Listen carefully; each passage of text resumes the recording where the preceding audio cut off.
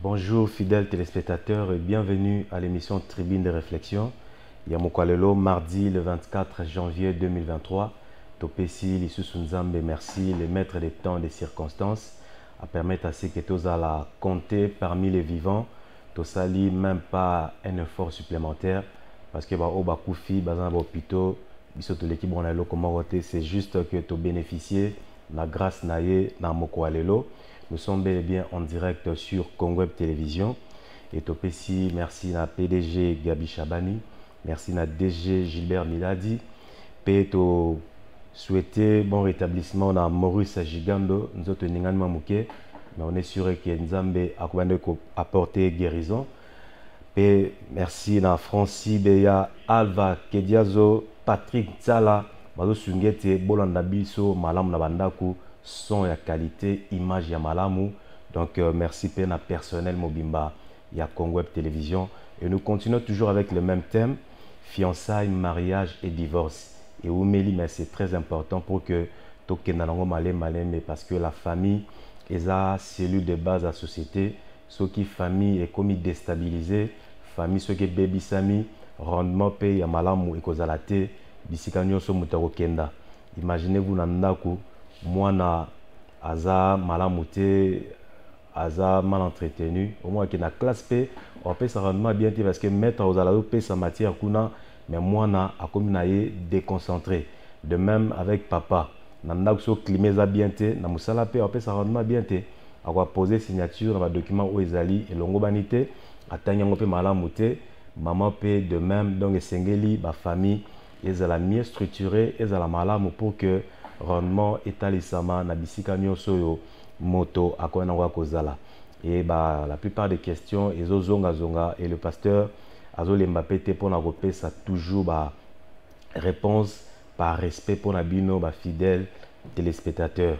Et parmi les questions, Oyo et Zozonga Zonga Mingezali, durée à fiançailles, écart d'âge, quand est-ce que le divorce est cause là, gestion à conflit, fiançailles à distance, le lingen makamone se cause là. Et ma réponse au pasteur à Pessi, Misusu a puisé en haut dans la Bible, et Misusu étant que pasteur par expérience, a bien avoir qu'il y a la durée à fiançailles. Pasteur à l'objet était fiançailles sengeli et où la mingité. Pourquoi et où la mingité? Parce que lorsque ils ont la mingi, ba bosani qui non ba balanité, comme ils consommer déjà les mariages. Basé mes bandits koya par crainte, ba bayeba pour nous battre la honneur, ba basani ba ki ba longoli. Tant bo longoli wana, bo commettre meurtre, donc bo bomi mutu. Processus déjà ya ko kela mamute banda ki bino stopper yango, donc bo bomi mutu.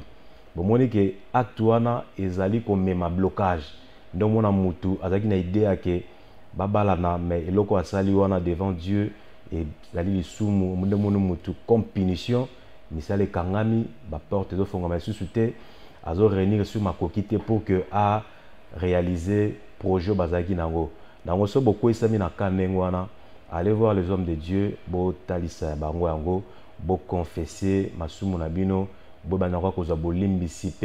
sur une nouvelle base. Et puis, dans le il y a fiançailles et sengeli les deux partenaires tant on a fiançailles, ils ont préparation pour la libala.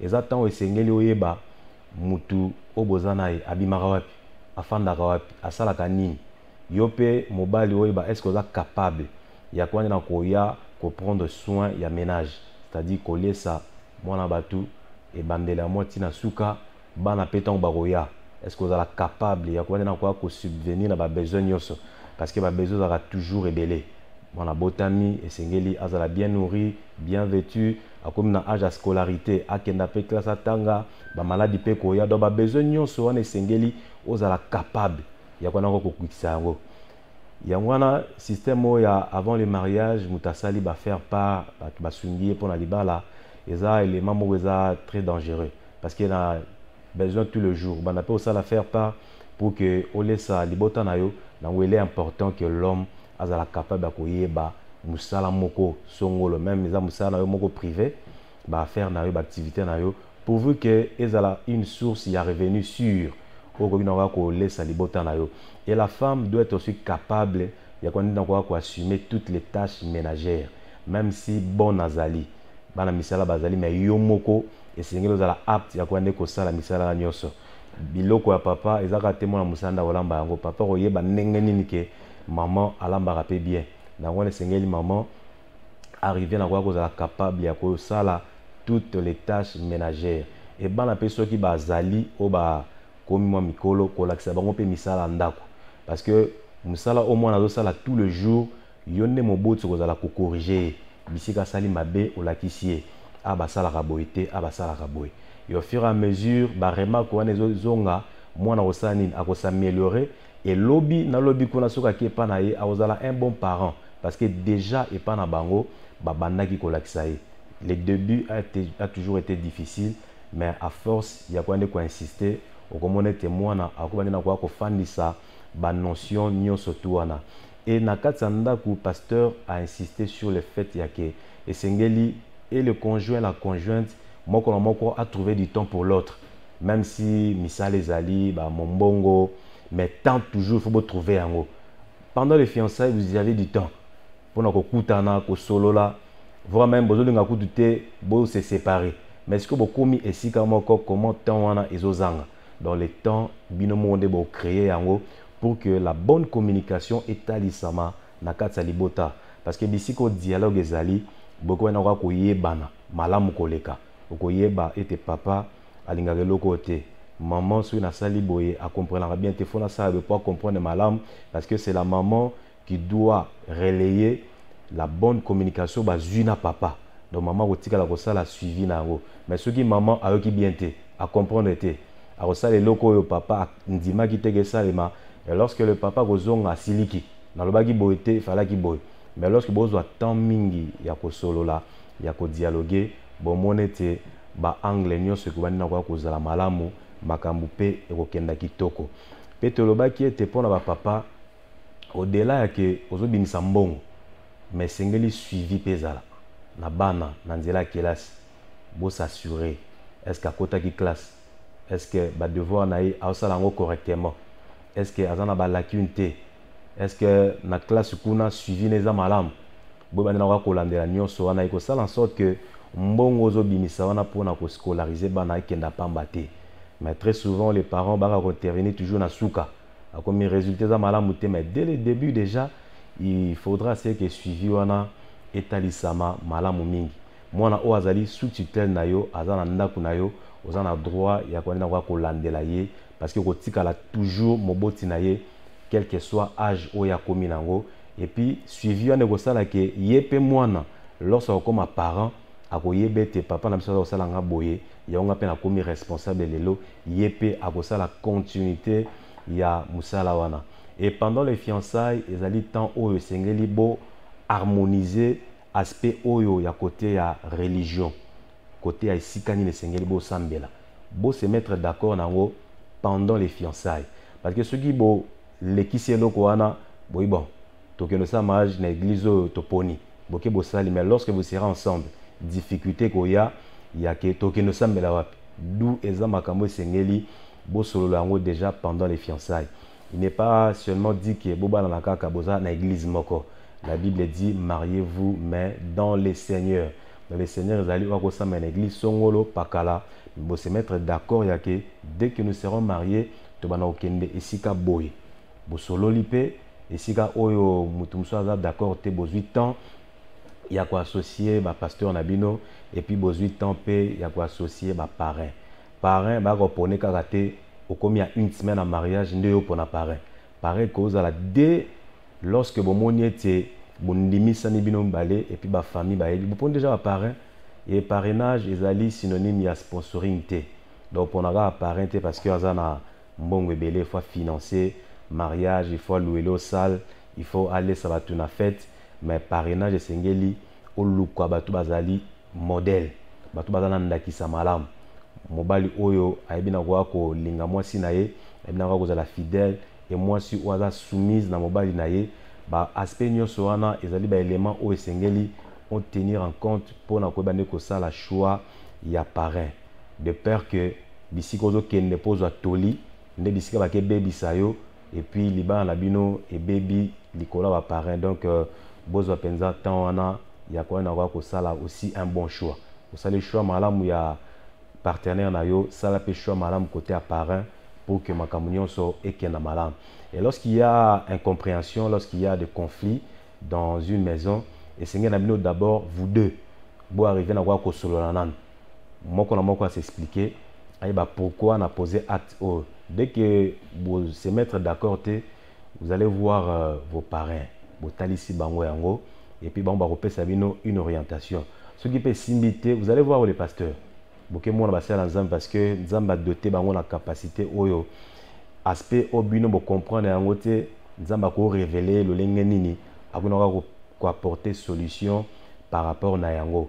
Donc likambo sengelité ebima déjà libanda batinyo so ba yebi bo baby si voire même réputation ya famille, mais lorsque vous allez vous réconcilier bato libanda batikali na une mauvaise image ya libota na bino et quand on a kozala eloko eko déstabiliser quand on a kosalete mobali na oyo moko ndo sengela ki o pesa respect pour que batu soit respecté, mais acte o sala ki wana ya ko manquer respect na miso batu et pesi nzela na batu musu pour que ba on peut pas sala ka ndenge moko na yo ba on peut sa référence moi cinéma kutu afinga ki moi cinéma kutu sala ki boy et de même avec mobali. Donc ma communauté c'est sengeli et souka na kata ndako parce que la solution est qu'on a toujours trouvé et pas en nzambe ba problème insoluble les athées. Tout problème est toujours na solution nango. Et alors na kata libota et sengeli pe boy bande na kwa koza na mo mesano ya ko bondela la prière en famille. Et loko yo ezu solution te physiquement boy ça peut trouver une solution na kata lo sambo. Donc bino ba boti ceux qui bon mesani déjà ko bondela bana pe ba ko emboîter les pas. Bana pe ba ko copier. Parce qu'il y a la théorie du miroir. L'enfant ne fait que ce qu'il voit faire l'adulte. Donc, il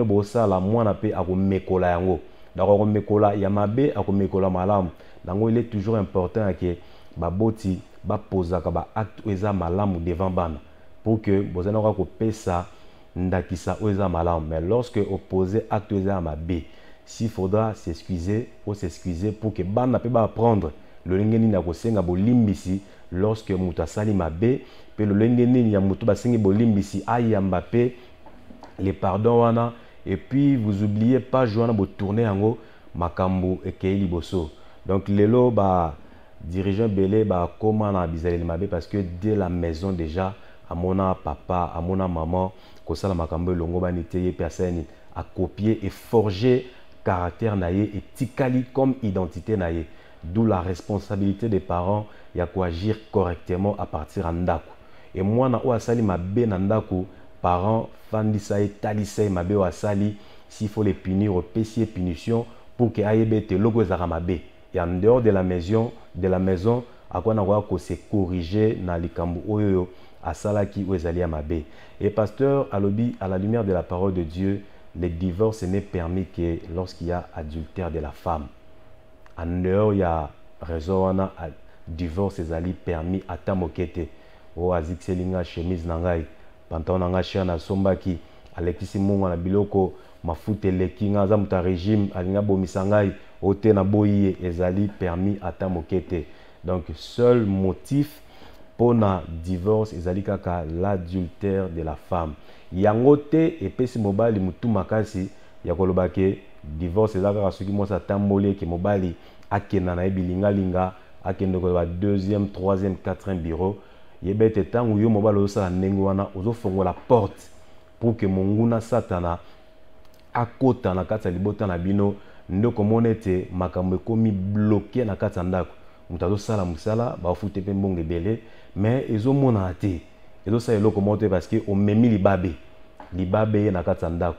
D'où même si condition ezali ya ke mwasi soki asala adultère nde divorce ezali mobali epesi oningisa te ya kokende kozala infidèle. Donc esengi ozala toujours fidèle na molongwani na yo et surtout que bolakanaki ete bokoba nde kodemeurer ensemble kino Yesu Kristo akozonga. Donc bobatela ve wana eyebana kaka kotalisama na kati na bino.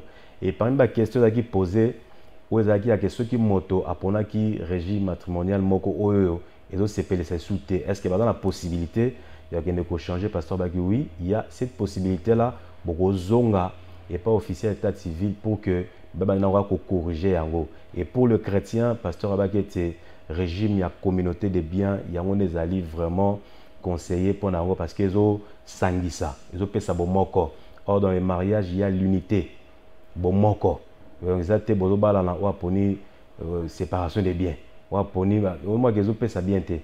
Donc il faudra bon moko wana ezala déjà na kati ya ba document et puis kwa na ko se manifester pe na kati na bino.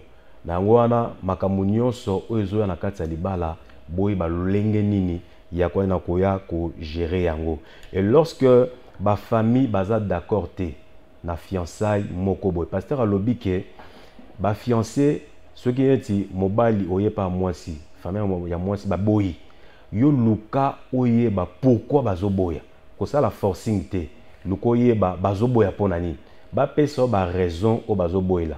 Peut-être que la fille aza mineure bazo linga atteindre âge ya majoritaire comme majeur et puis tom suba linga bo s'engager ou soit nanu aza na humanité bazo linga tanga asili ça zota diplôme d'état azota graduat comme ça beaucoup s'engager.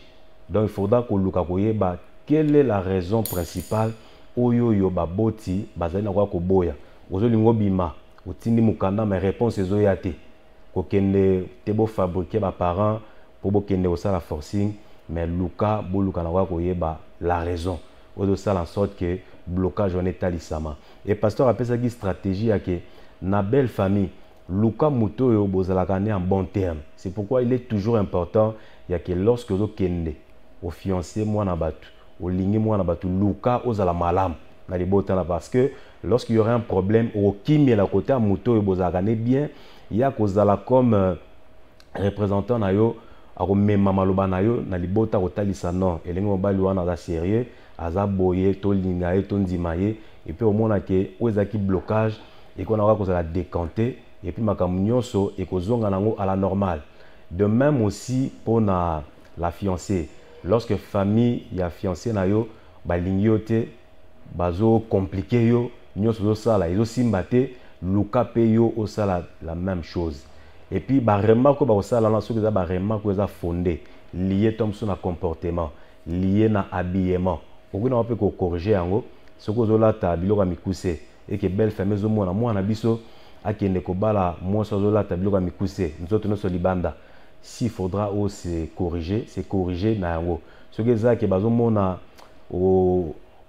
ozana langue mozo ba bien te okuna kwa ko ebisa un partenaire na yo ba cours eza nango ba cours du soir pe koma okuna kwa ko yekola o s'améliorer o komi na niveau ba bazo lingela pour que blocage et bandina kwa kozala te parce que ba parents nyonso lorsque boti mwana ne a policier aza déjà na une image ya lolengi mwana esengela zala tant pas olinga balisa mwana aza na posa ke mwana bisika kokenda anyokwa mate alingi azala na assurance moko boy ya ke mwana kota zo kende est-ce que akozala bien traité est-ce que mwana kozala malamu likama moko koyate mwana bisika zo kende est-ce que za bisika bien. Donc ba inquiétude wana bien de bosala en sorte que bo rassurer batu ozo mona toujours importance ya kosolola la bonne communication sengeli etalisama na makambo nyonso tuana. Et lorsque on était dans la famille et aussi mbakakate faire intervenir les pasteurs il y a libota wana oke olukiye parce que bisika baza na église d'attache na bango bako yokela tom sous pasteur na bango ya ko talisi pasteur ngayo naza déjà prêt na ngina bima mais la belle famille bazo bloqué pour na likambu o na ebité tout pour na likambu bazo sala reproche mais na yebi yango te pasteur akomona lolenge nini akofandisa bandimi na ye pour que à faire comprendre bango ya ke moi nazolinga a honorer bino moi nazolinga kota par la grande porte il faudra ko faciliter pour que akenda na bénédiction na bino. Et alors yangwana libala esengeli e banda d'abord na kati ya famille soki libote yebi boke na église ba yebi pe boke na l'état et se formaliser makambo nyonso e fandisami malamu. Donc le forcing et pesami ningisate esengeli makambo nyonso esalema na lolenge oyo longo ba no mona te nzambe akotia loboko afin que projet na bino libala et banena ko se réaliser lorsque vous fandisa na kati ba condition malamu boyebi na koya kosala l'abstinence boyebi na koya kosala en sorte que ou ezaba interdit bo sala yango te bo mibatela petwa nzamba ko fongola bikuke bo comprendre te bisika nini ba opportunité malamu ko bima et ko pesa bino moyen ko réaliser ou ezaki projet et comme réellement une réalité. Nous sommes bel et bien en direct sur Congo Web Télévision, na mardi à l'élo le 24 janvier 2023. Et nous sommes toujours avec le pasteur Godin Paul. Bonjour pasteur. Bonjour frère Pito. En forme pasteur. Nangolo na Nzambe. Zamba za lokumu. Ngio sala lo sambo pona Maurice Gigando à Beli. Zote tungisie. Zote sa lolendo. Oui. Kolo akanisa. Oyo so Maurice aza ko sala pona émission na biso. Apese santé malamu na komona Yesu Kristo aza na bomoi. Amen. Amen. D'entrée de jeu, tu bandit na mituna aussi tinda maki awa. Nekobi bonjour pasteur. Na tuni boy. Koba la basi mi balé. Eza Bible nde e boy ou batunde ba boy. Parce que lorsque nous entendons la Bible, ba roi David, ba bala ki basi ebele. Bon, réponse est simple. Ce que vous entendez la Bible, vous allez na 4 périodes. Vous allez na période du jardin d'Éden. Vous allez na période il y a vie en dehors du jardin d'Éden. Vous allez na période de Moïse. Vous allez na période de Jésus. Alors, ceux qui m'ont constitué législation ya tango Moïse te na législation ya tango Jésus a aussi la confusion. Au moni likambo oyo penza ezali pasi na ekolo na biso musala nyonso moto asalaka yekola kango po koma cameraman po koma journaliste ta lelo ndenge babebiseli bandeko na biso ba journaliste musala bana oyo bayekoli journalisme bazozwa musala te me bameli diamba batondi ba plateau nyonso. Alors kokoso na mboka na biso ezali te baike bayekola biblia te. Soko tali na Ancien Testament, ba Lévite babanda ko recruter bango na âge il y a 25 ans. Ba former bango na âge ya 30 ans, ba yeko banda musala. Yango monaki que même Jésus yemoko banda ki ministère public na âge ya 30 ans. Ba apôtre Jésus a formé bango pendant 3 ans et demi. Au commun même Paul tangazo comme la Timothée azolo que ce que tu as appris de moi confie-le aux gens capables. Donc Paul avant a coûté à Jésus à sa formation à Jésus parce que mon kolobazo bengaye nzamba ibisa ke kinda bakoye biso na ville bakoye biso makamoni na sengelo osala. Donc difficulté toza nango c'est que bataille ebele nga na lobi teke na leki baninga mais bataille ebele bayekola makambo nzambe te. Balobi teke oyekola ngo kaka na université okozala na tata molimo na yo atangisaka yo biblia. Alors tant ozo la confusion wana oyebi teke bible eza na ba grande période nango obanda ko landa exemple ya Salomon na ya David. Ndeko ayo kanga boy na tango ya jardin d'Éden mobeko ezalaki ke bolia mbuma oyo te. Mais tango nzambe abengani Adamu na yewa na lobala ya Eden bimaki libanda ya lobala mobeko ezali kuna te. Ndenge balobaka un peuple sans foi ni loi. Dans cette situation d'anomie, donc dans cette situation anomique, le kola mobeko ezalaki te bato babanda ko vivre na ndenga kibudi. Alors eloko nini esengeli na ko simbawa ezake tango Moïse nde aye na loi. Na loi ya Moïse aplikisaki basi ebele te. yango monaki bato nyonso bavivaki na mobeko ya Moïse batambolaki bongo parce que lokola Moïse apekisaki yango te babanda kozala na basi ebele mais ntango Jésus azoya azozongisa biso na commencement azoloba ke au commencement il n'en était pas ainsi au commencement tozalaki na nini na Adam na Ève et Nzambe asala Ève na kolokelo verset ya suka oyo ezaka kleboa Nzambe asala Ève azwaki mikuwa mibale te moto aza na 12 côtes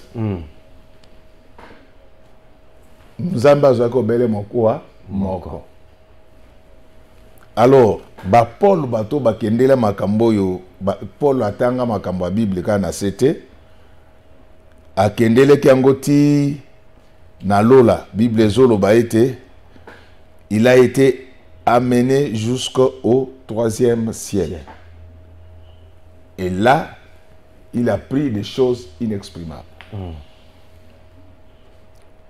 1 Corinthiens 7 verset 2 Paul azoloba toutefois pour éviter l'impudicité, que chacun ait sa femme et que chaque femme ait son mari.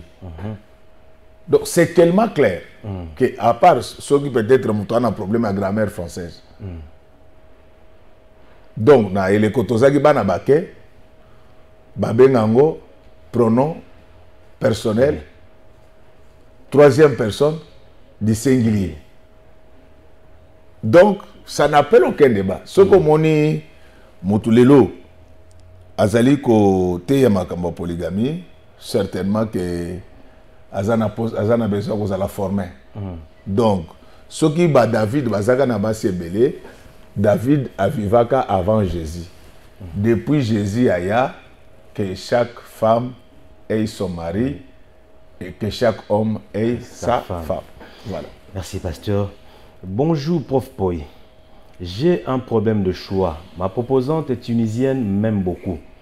Mais depuis mon arrivée à Kin, il y a de cela 4 ans, je suis tombé amoureux d'une autre ici à Kin. Elle m'aime aussi et celle-ci est enceinte de moi. Je les aime toutes. Que faire? Bandela? Ah oui, bonjour prof Poy. J'ai un problème de choix. Ma proposante tunisienne m'aime beaucoup.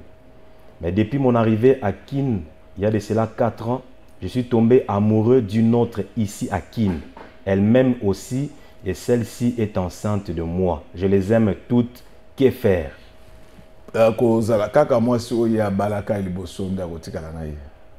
Donc, ce qui n'a pas mis balé moko ya liboso a balaka été, aluka bala o ya précisé. Mais ce qui a balaka déjà o ya liboso, o ya précisé mais ça m'a kango. Faut atikango. Je ne crois pas qu'à parce que oui, c'est ma proposante. Des fois, Zana o ya.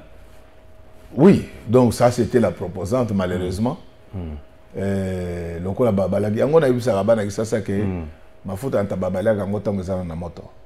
Soko zui mwana mobali faut que ne rembango. Yo zaki na proposante, j'ose croire que ce qui te limite que na proposante c'est que ma personne dans le côté. Bien sûr. D'après Ndenge à Komeli. C'est là où il y a le flou. Ce qui n'a pas ça et le côté, aza obligé à jouer à préciser. Bonjour pasteur Godet. Natindi message depuis Lemba, c'est Joël. Pasteur, na moi si oyo abota. Na moi si oyo alongola bazemi, na bango mibale, moi si amala mazawapi. Bon, bango nyonso baza mabe. Mais ceux qui te lisent tout ça, le classement,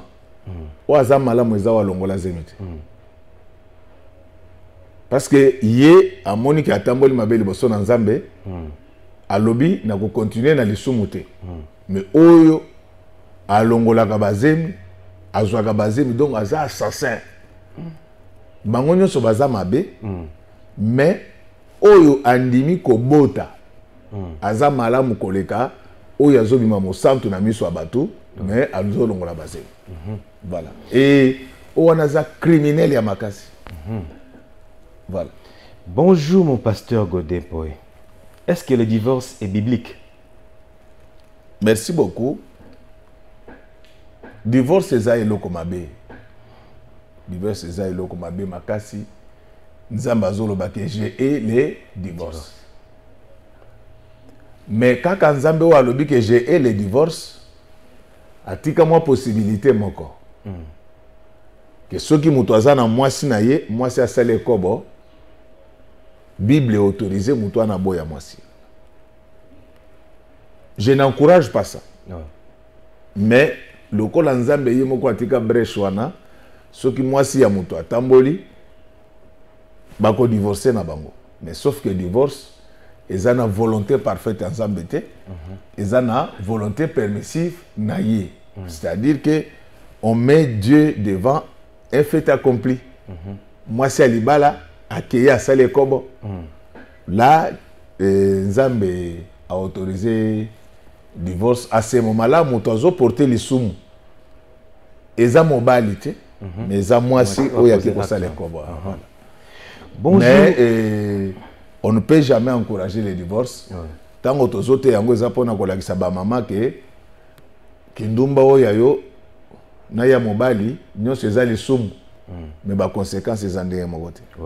Biso même temps tozaki bana mbake Bible kaka te. Bible yango moko lobi que la nature elle-même ne vous enseigne-t-elle pas.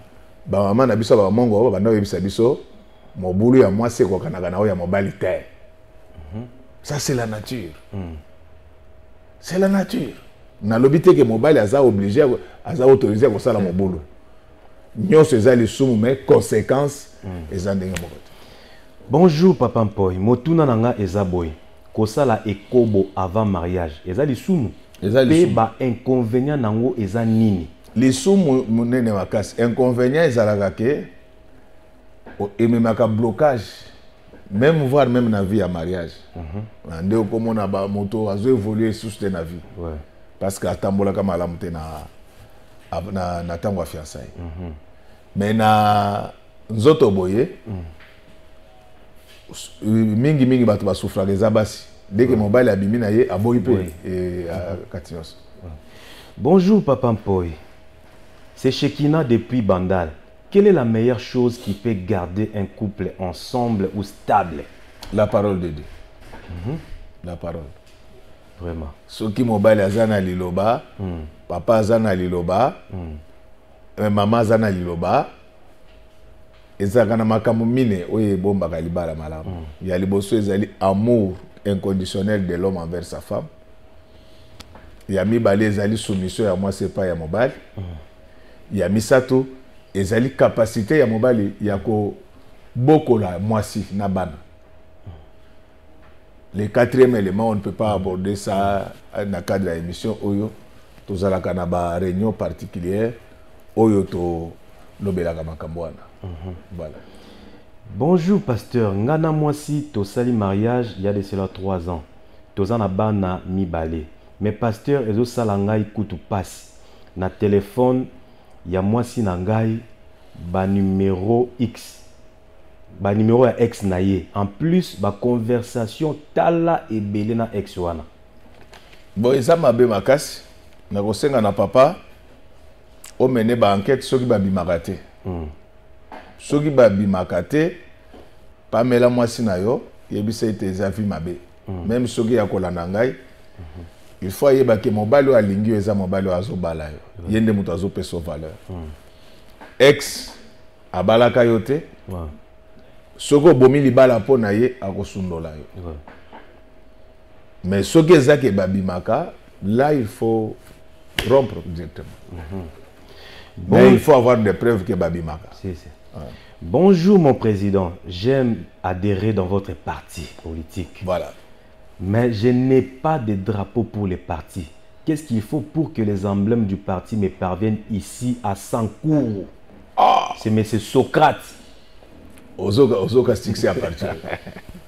Na Sankourou. Parce que au monde batlokola ba masabawana avandi azoe batege parti. Ça c'est un parti national.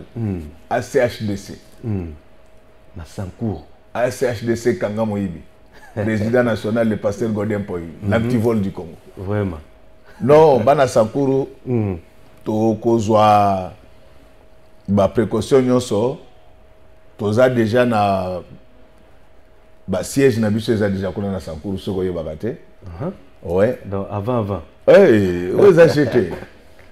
Nakosenga na Derrick Mazaba, lelo na 16h. Tokoza la réunion na bandeko bangai ya Baruki Tabernacle, Nzambe ya pambola bino. Ba représentant na biso kuna ba sambelaka na ba église ya message oyo eza kota Sankuru. Donc tokozwa numéro wana, tokotia na contact pour ete ba emblème ekomela bango. Vraiment. Moyanyo. Bonjour papa. Bazo pesa batu mbote kuna zondi mate yo makomono kwa Sankuru te. D'abord il a fait sa réponse bien. Ah voilà. Bonjour papa, j'espère que osa bien. Mais toujours ma référence T. Bisika adresse Ezaï, il y a parti politique na Kinshasa. OK. Siège à parti politique na biso na Kinshasa. Ezali na avenue Kimbondo numéro 353.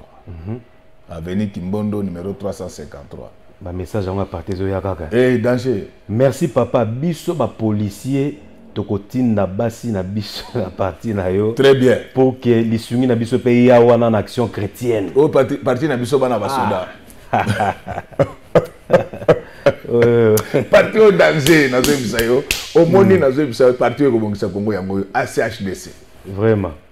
Avec le président national le pasteur Godempo, il antivore du Congo. Donc parti au danger vraiment.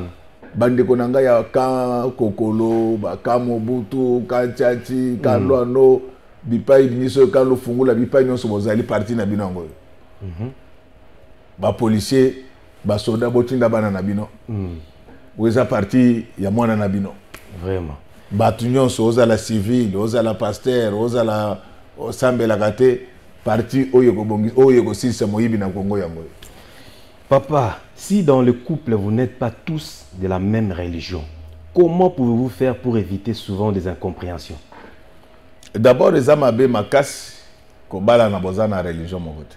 Bible ezolo ba qu'on se marie mais dans le Seigneur. Pendant les fiançailles, eza période où batu basala ba concession.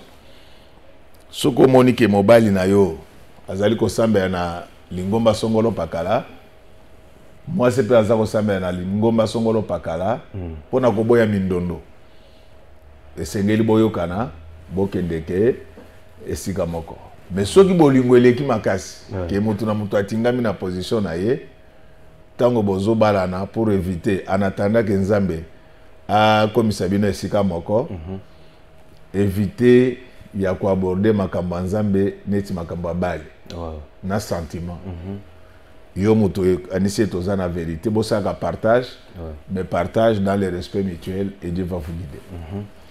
Bonjour pasteur. Pourquoi pas bokangela biso fulu ya côté AGB? OK. Na côté nini parce que na leka ki wana apesi référence tabika AGB. Non, apesa biso adresse. Ouais. Na to leka wana faut yeba ngenzela kanko ko lesi sili. Au moins nzela oyebe baki wana. Obino bondima abatu te. Bosande ngwana bino na ba mazaba bondima abatu te. Bino ba Derrick Mazaba bondima abatu te. Leka wana nzela oyo ya kanko ko ozoke de côté GB ti ebimi na Bandal. Ouais. Ebimi côté ya Mino Congo. Ouais. On continue Bandal. Si. Calme. Mabulu esila donc bétonné. Vraiment. Voilà. Salut. Mais après ça biso place ezali. Ouais. Nazo sala biso atindela nazo sala tour natala moi esika moi kakalaka nezana poto ko baliboso. OK. Salut papa pasteur. Vraiment nazo comprendre te na ba église mususu. Papa naza na posa na bala mwasi nanga. Mais pasteur na bango azolinga ke ngai na banana nukosamba na église wana. Est-ce que ezara mengo wana et pourtant ngana mwasi tolingani makasi? Bon, je crois que zaba erreur batu basaka na mokili. Ya solo na ebike soki pasteur azana bana ne basi akomaka na zuwa azolinga ke bandimi ba bakisama mais ba bakisama kana modèle wana te. Tika bana soki balingani ba balana. Le fait ya koboya wana ndeme makabazeni. Donc tika bango ba yeba vraiment lokola ba lingani ba balana na bango ba pona esika bango mo ba osambela.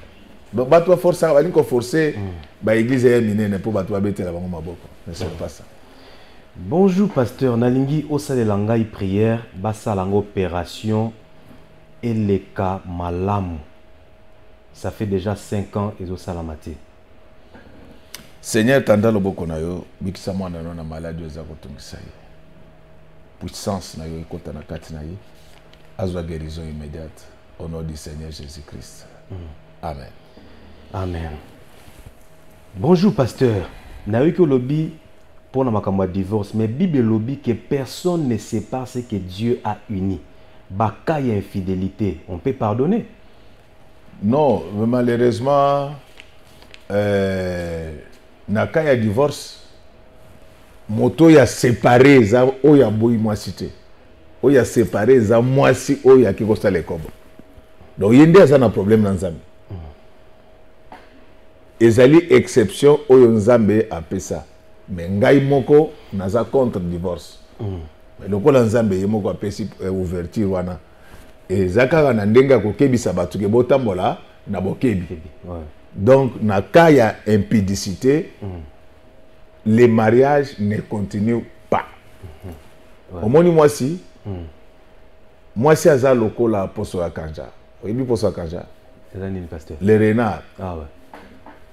Le renard posone ya kamuke makasi. Soki ba pesi o vendre ezaka po mutu moko nda vendre likolo ya renard. Donc libala, la Bible dit que les mariages soient honorés de tous et les lits conjugales exemptes de toute souillure. C'est sans appel.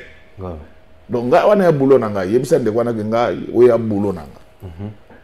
Na lobi teke na leki batu mais nga par appel na côté la makambo ya Bible 2 fois na côté la classe.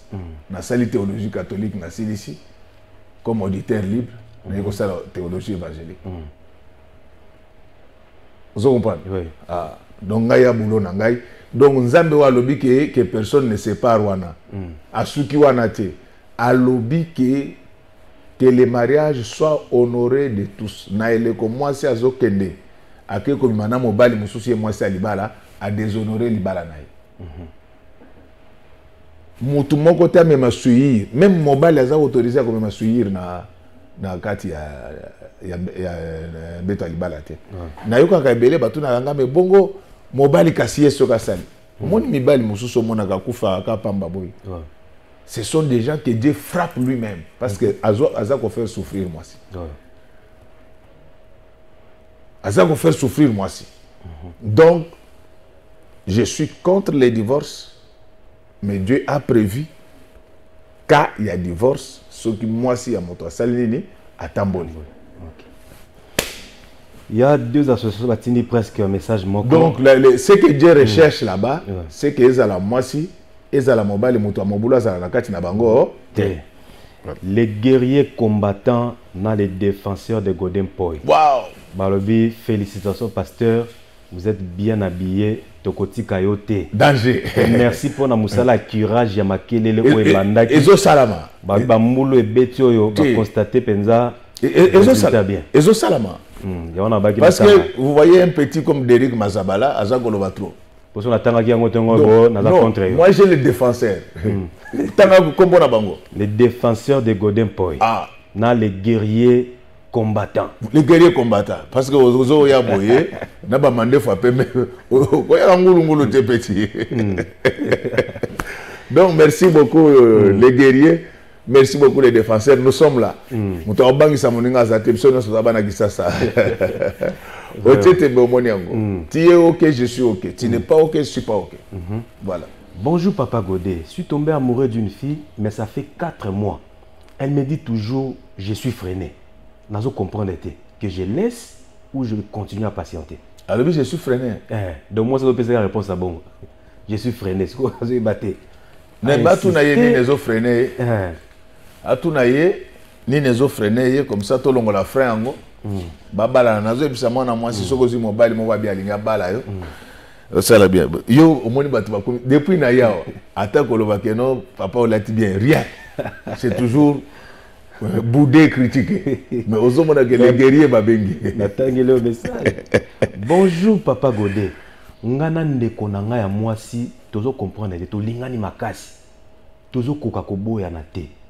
tout ça la nini na likambo ye na ndeko na ye ndeko na mwasi balingani siko bazomona bolingwana ezokende na ndenge libala bien te soki balingani ezalaka bolingwa ya na leki bobalana te bible epekisi penza ya na leki bobalana boza bana tata moko bosala bongo te kokoma inceste nazobondela kutu nzambe apesa mobali mwasi ya bien apesa pe mwasi mobali ya bien na ba famille ça existe eza na ba leki musuda ya leki ya mwasi na ya mobali balingani tellement que ezozwa balir moko malamu te mais eme mabino na mabala te babi totika na 5 minutes. Bonjour papa. Maurice azobela boko yokelanga mawate bobakisanga ta 10 minutes. Bonjour papa, sambele langai nazo luka mwasi na bala mais nazo monaka nante. Non, merci nzamba pambula yo. Na sengi nzamba afongolelo banzela ya bien. O tombe na mwasi malamu oya kosala esengo vina. Bonjour papa, toyoki tolio pesi biso ba fiancé. Mais soki sko ba fiancé esi basala ke kobo. Solution eza nini? Poto tambola malamu na kati na Yesu. Bon, soki bosala ki yango na kozanga koyeba parce que boyoka kina niloba te. Na sengi nzamba limbisa bino, mais bozongela Yesu. Voilà. Bonjour pasteur, j'espère que vous allez bien. C'est monsieur Lungeni Moïse depuis quelque part. Papa, que faut-il faire pour avoir une femme de sa vie? Kotambola na bobangi nzambe. Soko tambola na bobangi nzambe. Dieu, le Seigneur provoque des rencontres. Osez bandenge babala Rebecca. Pasteur Loba. Donc nzambe azo provoquer ba rencontre ya bien. Tala ozomona par exemple